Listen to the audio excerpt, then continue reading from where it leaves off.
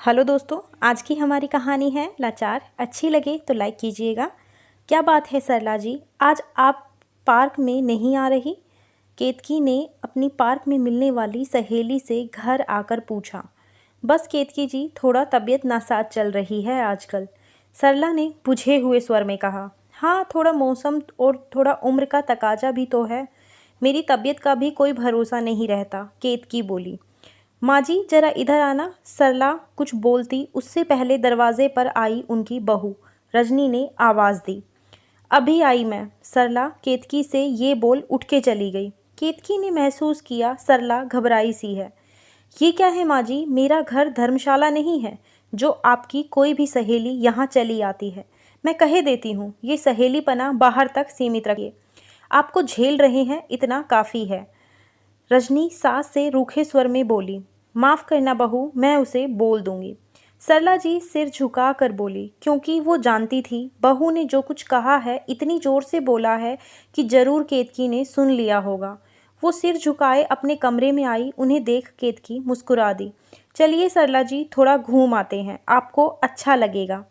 केतकी जी मुस्कुराते हुए बोली। सरला जी बिना कुछ बोले चल दी।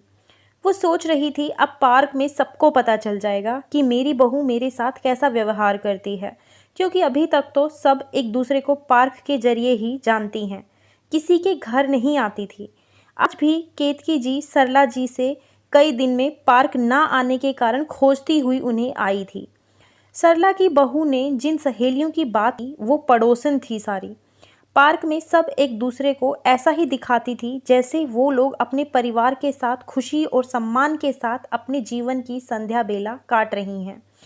वो केतकी जी, आज जो कुछ भी हुआ, आखिरकार सरला केतकी जी से कुछ बोलने को हुई तो उन्होंने चुप करा दिया। बेफिक्र रहिए सरला जी, मैं पार्क में किसी से कुछ नहीं कहूँगी। पर आप बताइए, आप ये सब कब तक सहेंगी? क्या आपकी अपनी इज्जत नहीं है? क्या हम बूढ़े इतने लाचार होते हैं कि बेटा बहुओं की सुनते हैं? केतकी जी प्यार से बोली। माफ़ कीजिएगा केतकी जी, जाके पैर न फटे बिवाई, वो क्या जाने पीर पर आई।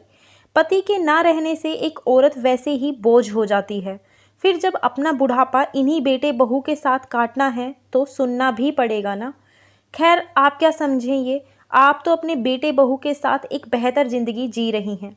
सरला जी दुखी स्वर में बोली। हाँ, मैं एक बेहतर ज़िंदगी जी रही हूँ, इसमें कोई शक नहीं, पर किसने कहा कि अपने बेटे बहू के साथ जी रही हूँ?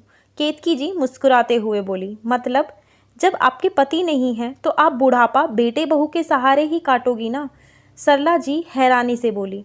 चलिए, जब मुझे आपके जीवन की एक सच्चाई आज पता लगी तो आपको भी अपने जीवन की सच्चाई मैं बताती हूँ। आप पार्क न चलकर मेरे घर चलिए, केतकी बोली और अपनी दिशा बदल दी।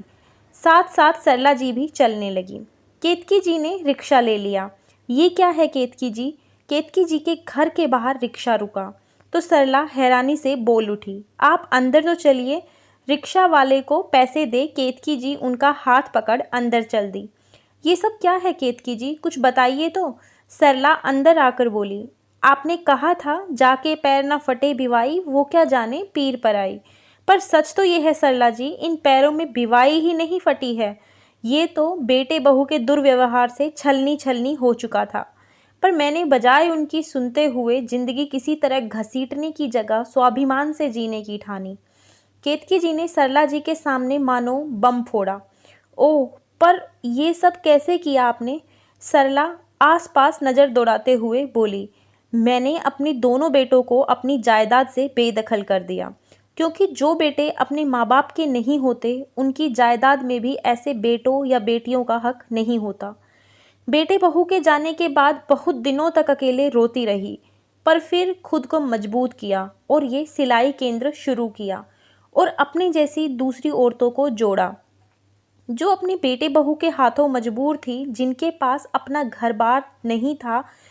उन्हें प्रेरित किया खुद के लिए स्टैंड लेने को। जिनके पास कुछ नहीं था उनकी यहीं रहने की व्यवस्था की। शुरू में सब कुछ आसान नहीं था, पर हौसलों के बल पर सब होता चला गया। अब तो हमने अपने साथ कुछ बुजुर्ग पुरुषों को भी जोड़ लिया है जो दूसरे कमरे में पैकिंग का काम करते हैं। और ये जो तुम छोटी उम्र की औरतें देख रही हो, ये अपने पतियों की सताई हैं। हमें भी कुछ ऐसी औरतों की ज़रूरत थी जो हमें इन्हें रख ले यहाँ। इस काम में 7 साल की मेहनत लगी है, पर अब तो यहाँ का सिला कपड़ा विदेशों में भी जाता है। केतकी जी गर्व से बोली, केतकी जी, आप तो इस उम्र में भी सबकी प्रेरणा हैं। जिस उम्र में लोग थक कर बैठ जाते हैं, अपने हालातों से समझौता कर लेते हैं, आपने न केवल खुद के स्वाभिमान के लिए राह चुनी, बल्कि कितने लोगों को सम्मान की राह दिखाई। सच में आपको श्रद्धा से नमन करने को जी चाहता है। पर आपने कभी पार्क में इस बात का जिक्र नहीं किया, सरला जी ने पूछा। सरला जी के उस पार्क में इसीलिए जाती थी क्योंकि वहाँ कभी अपने पति के साथ जाया करती थी, तो उनकी यादें जुड़ी हैं। उसके साथ ही वहाँ जाने का मकसद आप जैसी औरतों को ढूंढना था। सरला जी, हम माँ बाप जब औलाद को जन्म दे सकते हैं, उसे पाल पोस कर बड़ा कर सकते हैं, तो ताउम्र सम्मान से भी तो जी सकते हैं। केतकी जी उनके कंधे पर हाथ रख बोली, सही कहा आपने, पर जो महिला या पुरुष अशक्त हो जाएं, बिल्कुल उनका क्या? सरला ने फिर पूछा। उनकी देखभाल ताउम्र ये संस्था करती है।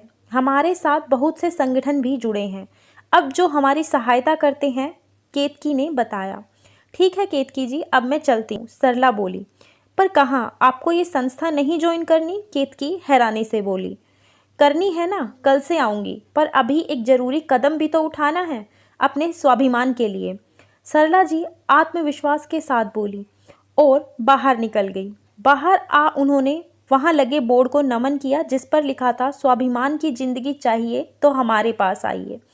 घर आकर सरला जी ने अपने बेटे बहू को बुलाया और साफ बोल दिया कि आज बल्कि अभी से तुम ऊपर शिफ्ट हो जाओ।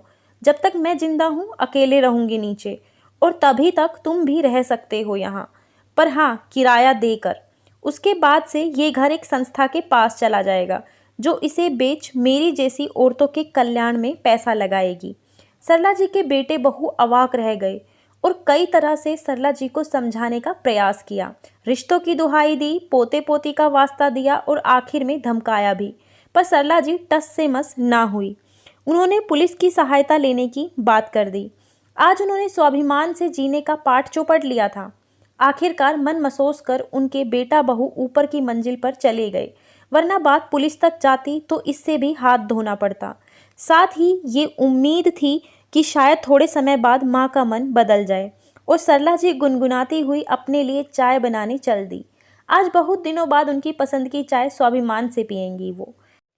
धन्यवाद दोस्तों, कहानी कैसी लगी अपनी राय कमेंट सेक्शन में ज़रूर बताइएगा। अच्छी लगी तो लाइक ज़रूर कीजिएगा, चैनल को सब्सक्राइब कर लीजिए ताकि कहानी नोटिफिकेशन सबसे पहले मिले।